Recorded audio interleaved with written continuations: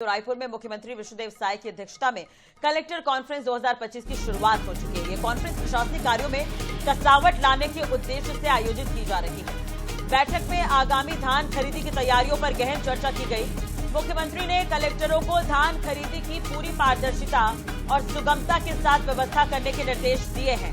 तो 15 नवंबर से शुरू होने वाली धान खरीदी में अनियमितता पाए जाने पर कलेक्टरों को जिम्मेदार ठहराया जाएगा।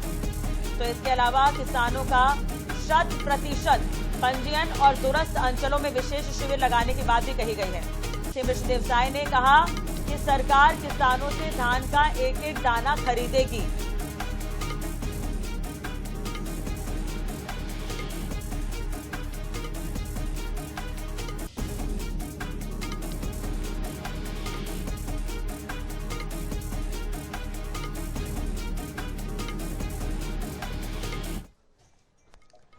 चलिए इसी खबर पर ज्यादा जानकारी के लिए बात करेंगे। हमारे साथ संवाददाता मनोज नायक इस वक्त जुड़ गए हैं। मनोज, आपको बता दें कि अब सीएम जो है विष्णुदेव साय ने साफ तौर पर कह दिया है कि धान का एक एक दाना जो है वो सरकार खरीदेगी। तो ऐसे में तैयारियां जो करनी है उसे लेकर क्या कुछ दिशा निर्देश दिए गए हैं और आज शुरुआत हो रही है, कलेक्टरों से बातचीत हुई है सीएम की, इसे लेकर पूरी जानकारी बैठक को लेकर।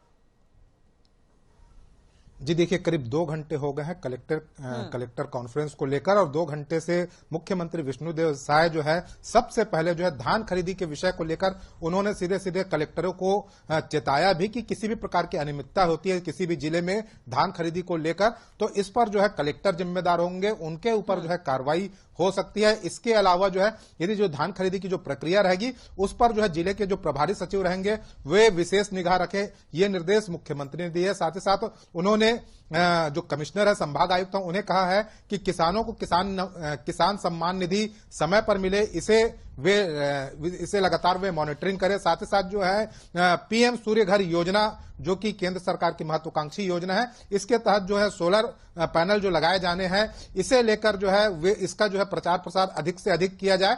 यदि जो रूरल इलाके हैं, ग्रामीण इलाके हैं, वहां यदि समस्या आती है तो बैंक फाइनेंस में किसी प्रकार की किसानों को या अन्य लोगों को कोई समस्या ना आए, ये तमाम निर्देश जो मुख्यमंत्री की ओर से दिए गए हैं। आपको बताना चाहूंगा कि लगभग जो है 8 घंटे जो है आज कलेक्टर कॉन्फ्रेंस होनी है। 10:30 बजे सुबह से यह कॉन्फ्रेंस शुरू हुई है और शाम 6:30 बजे तक मुख्यमंत्री लगातार जो है पूरे 33 जिलों के कलेक्टरों से बात करेंगे। जो राज्य सरकार की विभिन्न योजनाएं हैं उसके संबंध में जो है कलेक्टर से जानकारी लेंगे कि किस प्रकार से जो है तमाम योजनाओं का लाभ जो है राज्य के आम नागरिक, अंतिम नागरिक तक के पहुंच रहा है। इसके अलावा जो है आपको बताना चाहूंगा कि कल जो है मुख्यमंत्री जो है तमाम जिलों के एसपी के साथ कलेक्टर की बैठक लेंगे। इसके अलावा जो है कलेक्टर और डीएफओ की बैठक भी मुख्यमंत्री द्वारा ली जाएगी। जी लेकिन मनोज देखिए, यहाँ पर एक गौर करने वाली बात यह है कि कलेक्टर्स को ही अब सारी जिम्मेदारी दे दी गई है और अगर कुछ गलती होती है तो उसके लिए भी कलेक्टर्स ही जिम्मेदार होंगे।